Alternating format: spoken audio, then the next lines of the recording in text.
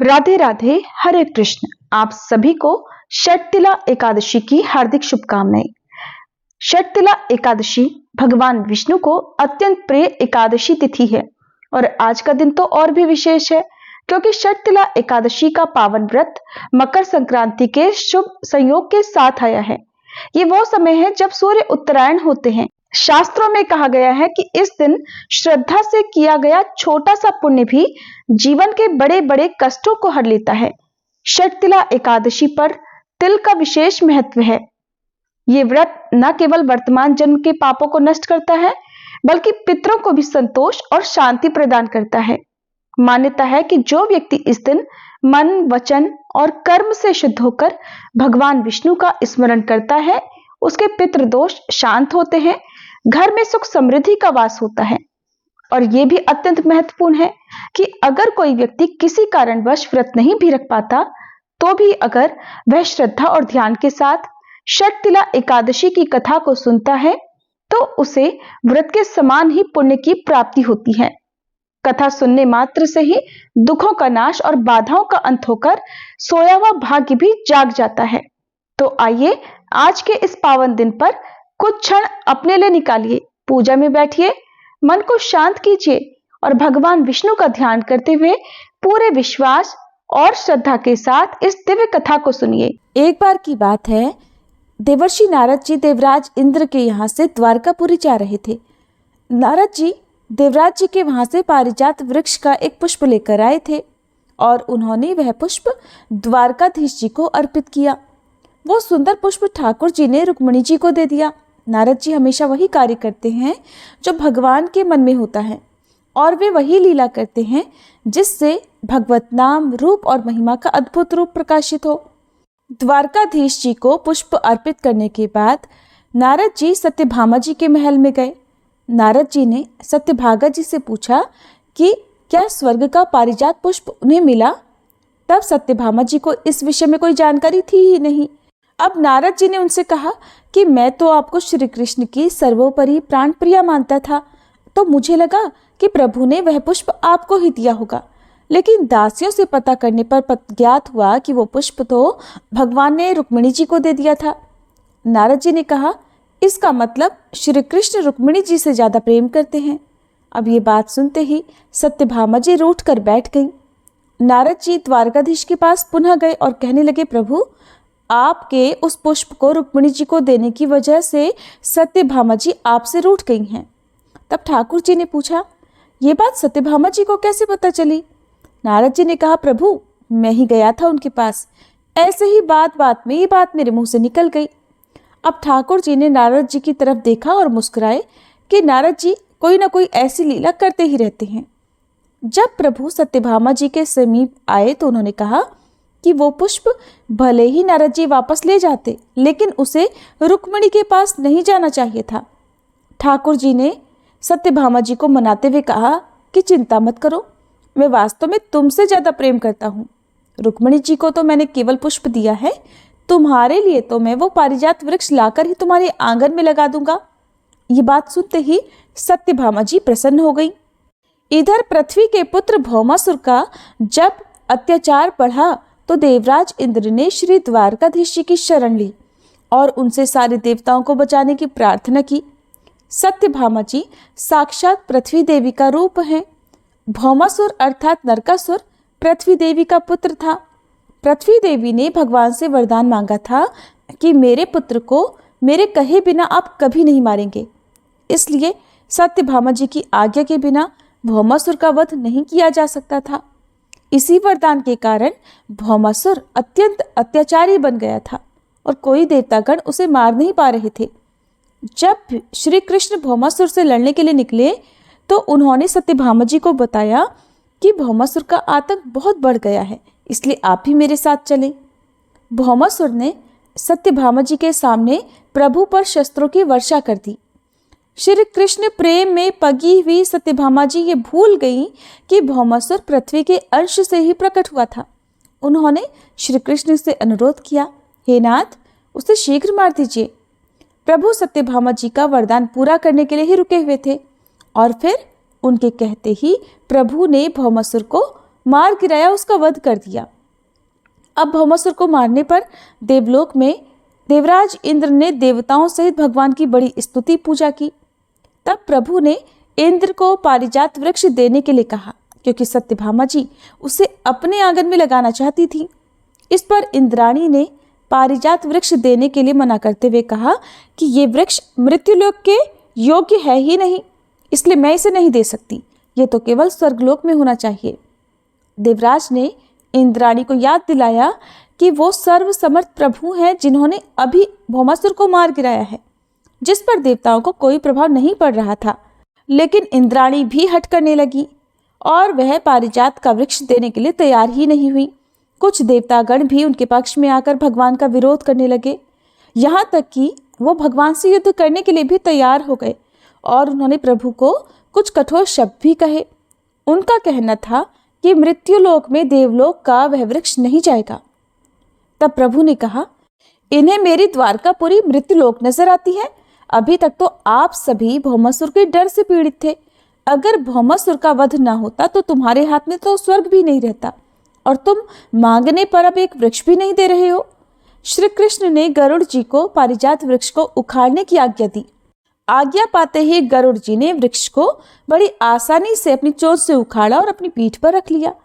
भगवान ने गरुड़ जी को उन अहंकारग्रस्त देवताओं को थोड़ी लीला दिखाने का संकेत किया।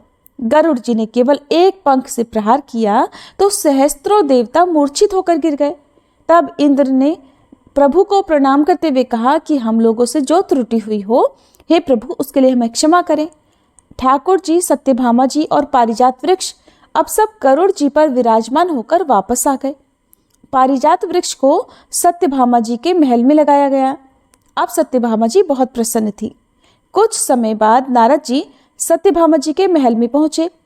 सत्यभामा जी ने नारद जी से कहा, देवर्षि, आपकी कृपा से श्री कृष्ण मुझे बहुत प्रेम करते हैं। रुक्मिणी जी को तो प्रभु ने पारिजात वृक्ष का केवल एक पुष्प लाकर दिया था, और देखिए ये वृक्ष आज मेरे आंगन में शोभा बढ़ा रहा है। नारद जी ने देखा कि सत्यभामा जी को अपने महल के वैभव का अहंकार हो गया था। सत्यभामा जी के पिता को सूर्य भगवान से स्यमंतक मणि मिली थी। वह मणि 8 भाग सोना रोज पैदा करती थी, और अब पारिजात वृक्ष भी उनके पास आ गया था। भगवान को दैन्यता अच्छी लगती है, गर्व नहीं। और जिस भक्त के मन में गर्व आ जाए, जिस भक्त के अंदर अहंकार आ जाए, भगवान उसे चूर चूर कर ही डालते हैं।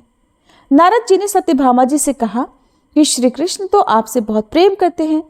सत्यभामा जी ने कहा, आपकी कृपा है नारद जी, आप क्या मुझे कोई ऐसा उपाय बता सकते हैं कि श्री कृष्ण सबसे ज्यादा मुझे ही केवल प्यार किया करे और मुझसे एक पल के लिए भी कभी दूर न जाए। नारद जी ने कहा, देवी, अगर किसी भी प्रिय वस्तु को दान कर दिया जाए तो वो बहुत लंबे समय के लिए प्राप्त हो जाती है। अब सत्यभामा जी ने सोचा कि मुझे तो सबसे अधिक प्रिय श्री कृष्ण ही हैं, तो वह श्री कृष्ण को ही दान में देने के लिए तैयार हो गई।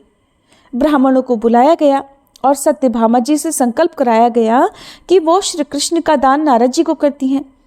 जब भगवान श्री कृष्ण आए तो नारद जी ने दान के अनुसार उन्हें अपने साथ चलने को कहा। प्रभु ने पूछा, क्यों? नारद जी ने उन्हें बताया कि सत्यभामा जी ने आपको मुझे दान में दे दिया है, अब तो आपको मेरे साथ चलना होगा। सत्यभामा जी ने नारद जी के आगे हाथ जोड़े और कहा कि देवर्षि, आप कह रहे थे कि प्रभु मुझसे कभी एक क्षण के लिए भी दूर नहीं होंगे।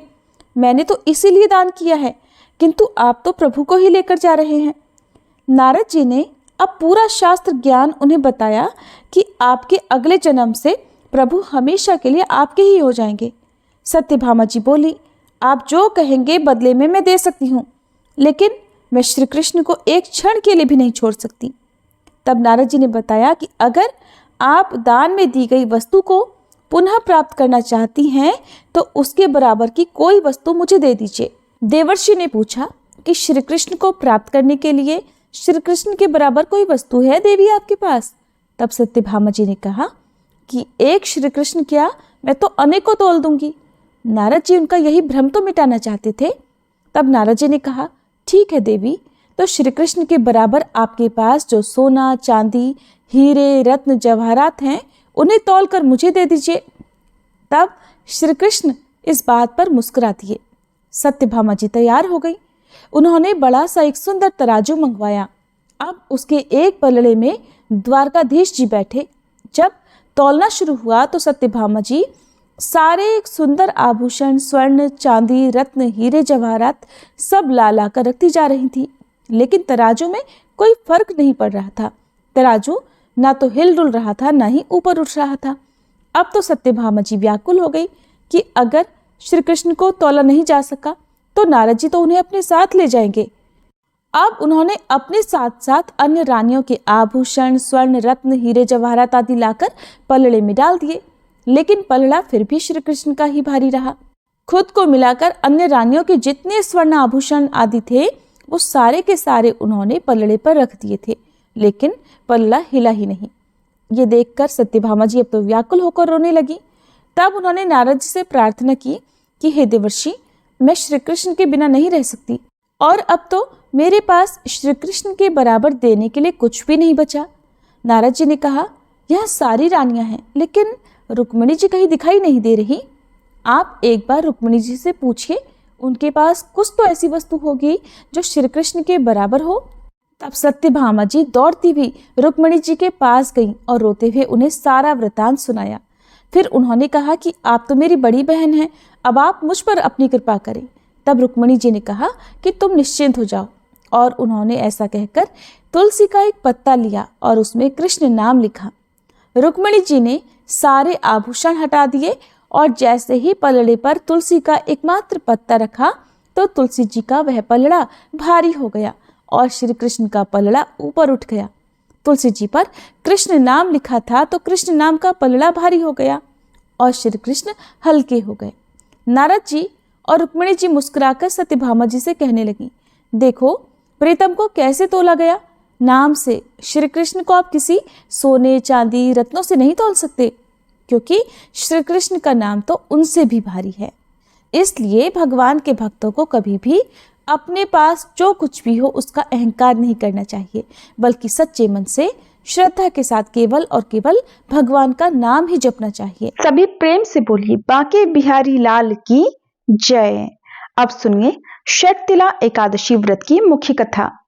एक समय दालभ्य ऋषि ने पुलत्स्य ऋषि से पूछा कि महाराज, पृथ्वी लोक के मनुष्य ब्रह्म हत्या आदि महान पाप करते हैं, पराये धन की चोरी और दूसरे की उन्नति को देखकर ईर्ष्या करते हैं, साथ ही अनेक प्रकार के व्यसनों में फंसे रहते हैं, फिर भी उनको नरक प्राप्त नहीं होता।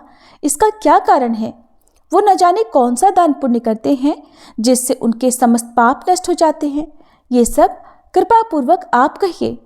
तब पुलत्स्य मुनि कहने लगे, हे महाभाग, आपने मुझसे अत्यंत गंभीर प्रश्न पूछा है। इससे संसार के जीवों का अत्यंत भला होगा। इस भेद को ब्रह्मा, विष्णु, रुद्र तथा इंद्र आदि भी नहीं जानते, परंतु मैं आपको यह गुप्त तत्व अवश्य बताऊंगा। माघ मास के लगते ही मनुष्य को स्नानादि करके शुद्ध रहना चाहिए और इंद्रियों को वश में करके तथा काम, क्रोध, लोभ, मोह, अहंकार, ईर्ष्या और द्वेष आदि का त्याग कर भगवान का स्मरण करना चाहिए। पुष्य नक्षत्र में गोबर, कपास, तिल मिलाकर उनके कंडे बनाने चाहिए। उन कंडों से 108 बार हवन करना चाहिए और उस दिन मूल नक्षत्र हो और एकादशी तिथि हो तो अच्छे पुण्य देने वाले नियमों को ग्रहण करें। स्नान आदि क्रिया से निवृत्त होकर सब देवताओं के देव श्री भगवान का पूजन कर और एकादशी का व्रत धारण करें। रात्रि को जागरण करना चाहिए। उनके दूसरे दिन धूप, दीप, नैवेद्य आदि से भगवान का पूजन करके खिचड़ी का भोग लगाएं और उसके बाद पेठा, नारियल, सीताफल या सुपारी सहित अर्घ्य देकर स्तुति करनी चाहिए कि भगवान, आप दीनों को शरण देने वाले हैं, इस संसार सागर में फंसे हुओं का उद्धार करने वाले हैं। हे पुंडरीकाक्ष, हे विश्वभावन, हे सुब्रह्मण्य, हे पूर्वज, हे जगतपते, आप लक्ष्मी जी सहित इस तुच्छ को ग्रहण कीजिए। इसके बाद जल से भरा हुआ घड़ा ब्राह्मण को दान करें और ब्राह्मण को श्यामा गौ और तिल पात्र देना भी उत्तम है। तिल स्नान और भोजन दोनों ही श्रेष्ठ है। इस प्रकार जो मनुष्य जितने तिलों का दान करता है उतने ही 1000 वर्ष स्वर्ग में वास करता है। तिल से स्नान, तिल का उपटन, तिल का हवन, तिल का तर्पण, तिल का भोजन और तिलों का दान, ये तिल के 6 प्रकार के प्रयोग होने के कारण ये षटतिला एकादशी कहलाती है। इस व्रत के करने से अनेक प्रकार के पाप नष्ट हो जाते हैं। इतनी कथा कहकर पुलत्स्य मुनि कहने लगे कि अब मैं इस षटतिला एकादशी की कथा तुमसे कहता हूँ। एक समय देवर्षि नारद जी ने भगवान श्री विष्णु से यही प्रश्न किया था और भगवान ने जो षटतिला एकादशी का महत्व नारद जी से कहा सो मैं तुमसे कहता हूँ। नारद जी कहने लगे, हे भगवान, षटतिला एकादशी का क्या पुण्य होता है और इसकी क्या कथा है, सो मुझसे कृपा कर कहिए। तब भगवान कहने लगे, हे नारद, मैं तुमसे आंखों देखी सत्य घटना कहता हूँ, तुम ध्यान पूर्वक सुनो। प्राचीन काल में मृत्युलोक में एक ब्राह्मणी रहती थी। वह सदैव व्रत किया करती। एक बार वह 1 मास तक व्रत करती रही। इससे उसका शरीर अत्यंत दुर्बल हो गया। यद्यपि वह अत्यंत बुद्धिमान थी, फिर भी उसने कभी देवताओं या ब्राह्मणों के निमित्त अन्न का दान नहीं किया था। इससे मैंने सोचा कि ब्राह्मणी ने व्रत आदि से अपना शरीर तो शुद्ध कर लिया है, अब इसको विष्णुलोक तो मिल ही जाएगा, परंतु इसने अपने जीवन में कभी अन्नदान नहीं किया है, इससे इसकी तृप्ति होना कठिन है। ऐसा विचार कर मैं एक भिक्षुक बनकर मृत्युलोक में उस ब्राह्मणी के पास गया और उससे भिक्षा मांगी।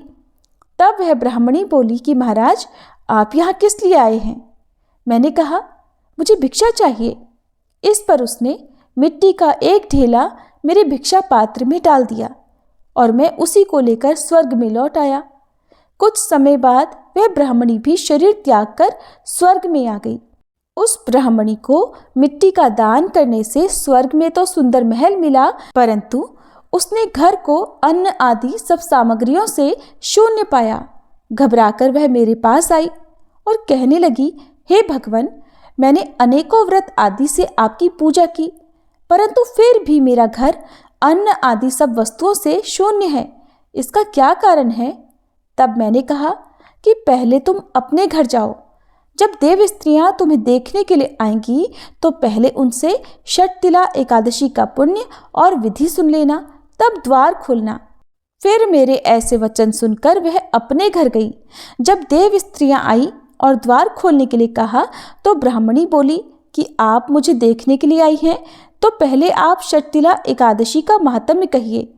उनमें से एक देव स्त्री कहने लगी कि मैं कहती हूँ, सुनो। फिर ब्राह्मणी ने षटतिला एकादशी का महात्म्य सुना। तब उसने द्वार खोला। देवांगनाओं ने उसको देखा कि न तो वह गांधर्वी और न आसुरी है, वरन पहले जैसी मानुषी है। तब ब्राह्मणी ने भी उनके कहे अनुसार षटतिला एकादशी का व्रत किया।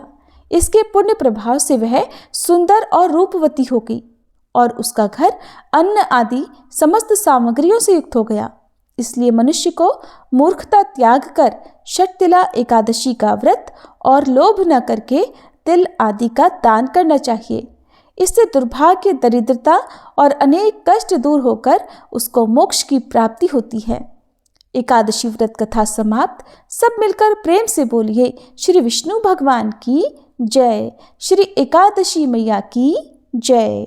एक बार देवर्षि नारद जी वैकुंठ लोक गए। वहां उन्होंने भगवान श्री नारायण जी को प्रणाम किया। फिर नारद जी ने श्री नारायण जी से कहा, प्रभु, पृथ्वी पर अब आपका प्रभाव कम हो रहा है। धर्म पर चलने वालों को कोई शुभ फल प्राप्त ही नहीं हो रहा। जो पाप कर रहे हैं उनका तो भला हो रहा है। तब श्री नारायण भगवान कहने लगे, देवर्षि, ऐसा नहीं है। जो भी हो रहा है सब नियति के कारण हो रहा है। देवर्षि नारद जी बोले, प्रभु, मैं तो देख कर आ रहा हूं कि पापियों को तो अच्छा फल मिल रहा है और भला करने वाले, धर्म के रास्ते पर चलने वाले लोगों को बहुत बुरा फल मिल रहा है। वे महान दुख भोग रहे हैं। तब भगवान कहने लगे, अच्छा देवर्षि, कोई ऐसी घटना बताओ जिससे तुम्हें ऐसा अनुभव हुआ हो।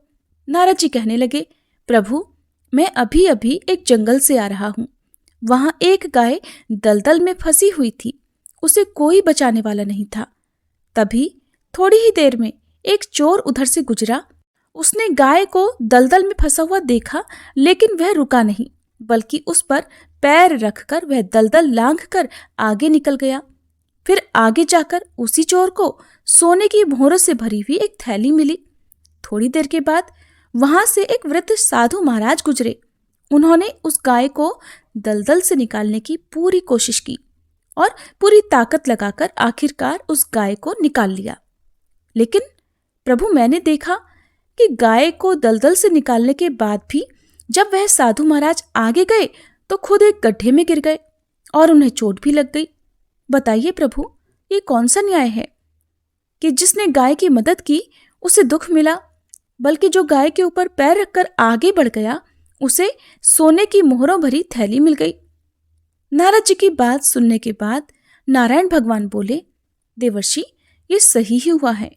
जो चोर गाय पर पैर रखकर भाग रहा था उसकी किस्मत में तो एक खजाना था, लेकिन उसके इस पाप के कारण उसे केवल कुछ ही मोहरें मिली।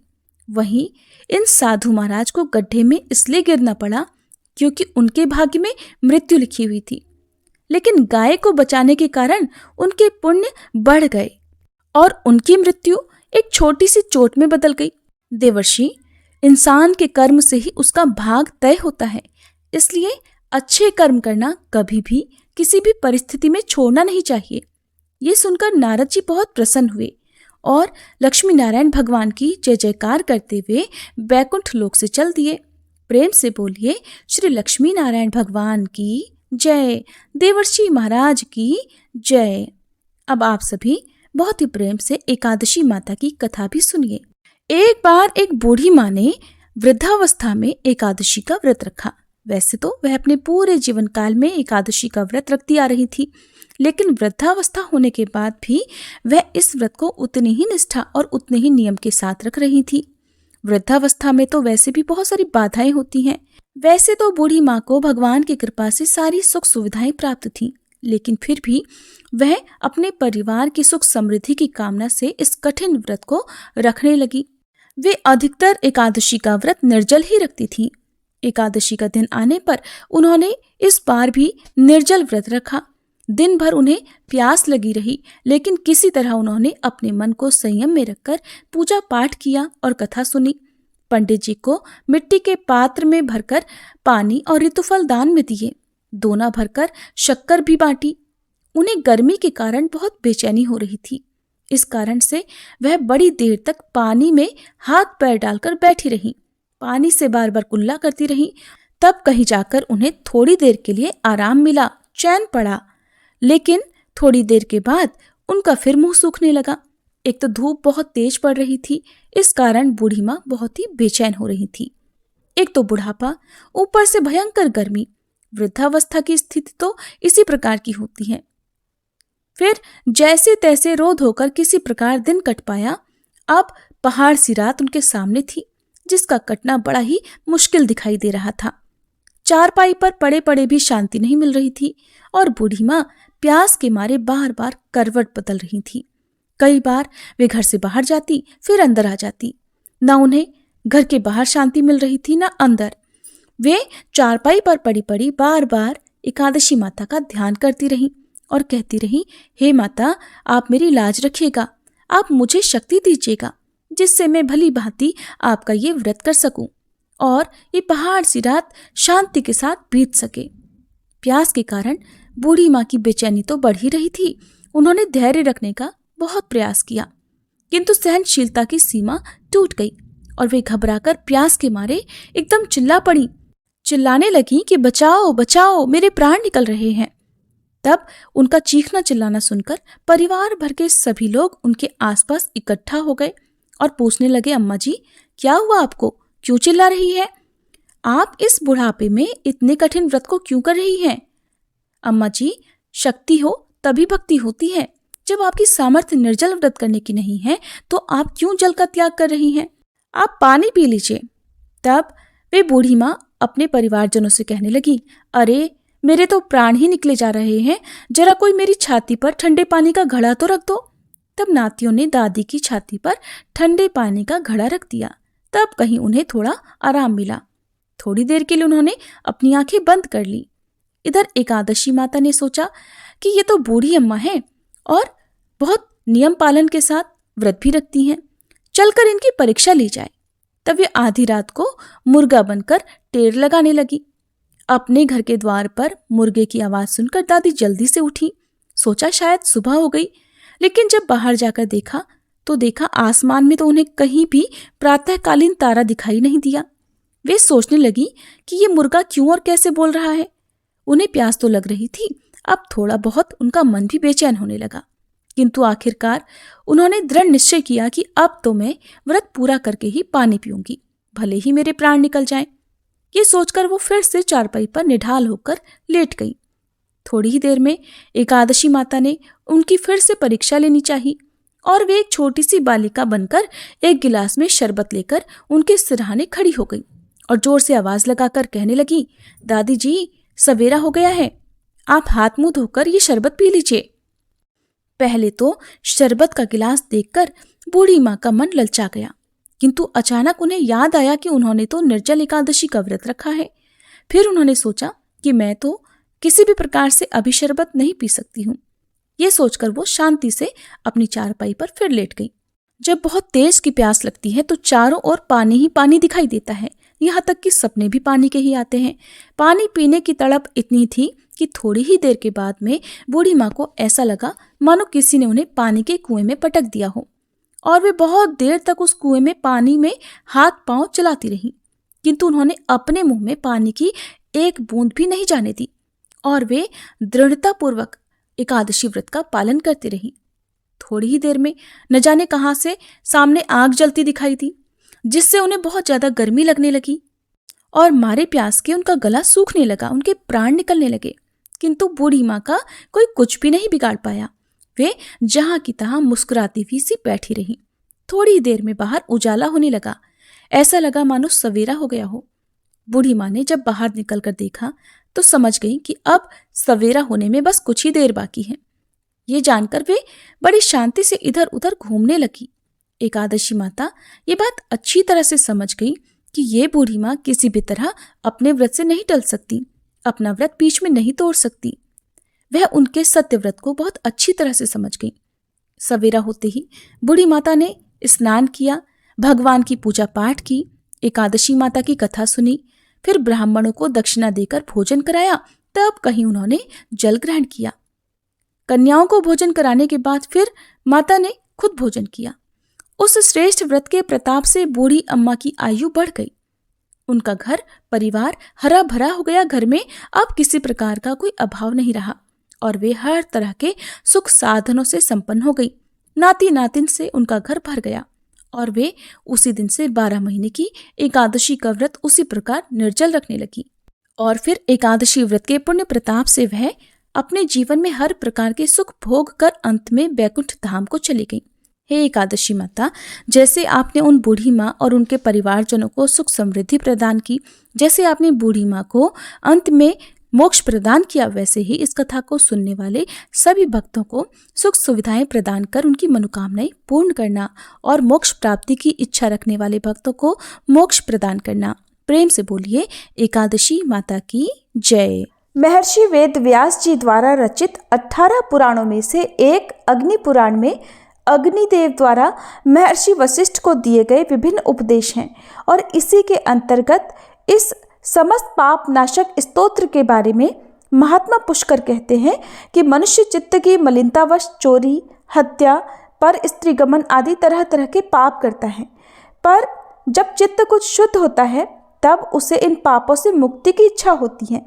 उस समय भगवान नारायण की दिव्य स्तुति करने से समस्त पापों का प्रायश्चित पूर्ण हो जाता है। इसलिए इस दिव्य स्तोत्र का नाम समस्त पाप नाशक स्तोत्र है। महात्मा पुष्कर कहते हैं, सर्वव्यापी श्री विष्णु को सदा नमस्कार है, श्री हरि विष्णु को नमस्कार है। मैं अपने चित्त में स्थित सर्वव्यापी अहंकार शून्य श्री हरि को नमस्कार करता हूँ।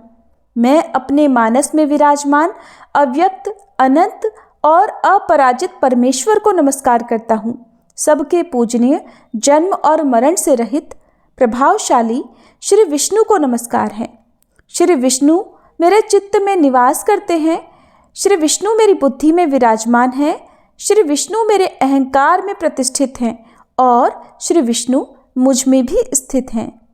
वे श्री विष्णु ही चराचर प्राणियों के कर्मों के रूप में स्थित हैं। उनके चिंतन से मेरे पाप का विनाश हो। जो ध्यान करने पर पापों का हरण करते हैं और भावना करने से स्वप्न में दर्शन देते हैं। इंद्र के अनुज शरणागतों का दुख दूर करने वाले उन पापापहारी श्री विष्णु को मैं नमस्कार करता हूँ। मैं इस निराधार जगत में अज्ञानांधकार में डूबते हुए को हाथ का सहारा देने वाले परात्पर स्वरूप श्री विष्णु के सम्मुख प्रणत होता हूँ। सर्वेश्वर प्रभु, कमल नयन परमात्मन, ऋषिकेश, आपको नमस्कार है। इंद्रियों के स्वामी श्री विष्णु, आपको नमस्कार है। हे नरसिंह, अनंत स्वरूप गोविंद, समस्त भूत प्राणियों की सृष्टि करने वाले केशव, मेरे द्वारा जो दुर्वचन कहा गया हो अथवा पाप पूर्ण चिंतन किया गया हो, मेरे उस पाप का प्रशमन कीजिए, आपको नमस्कार है। केशव, अपने मन के वश में होकर मैंने जो न करने योग्य अत्यंत उग्र पाप पूर्ण चिंतन किया है, उसे शांत कीजिए।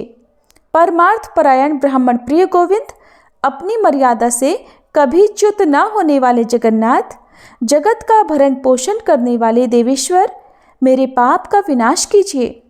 मैंने मध्याह्न, अपराह्न, सायंकाल एवं रात्रि के समय जानते हुए अथवा अनजाने शरीर, मन एवं वाणी के द्वारा जो पाप किया हो, पुंडरीकाक्ष, ऋषिकेश, माधव, आपके इन 3 नामों के उच्चारण से मेरे वे सब पाप क्षीण हो जाएं।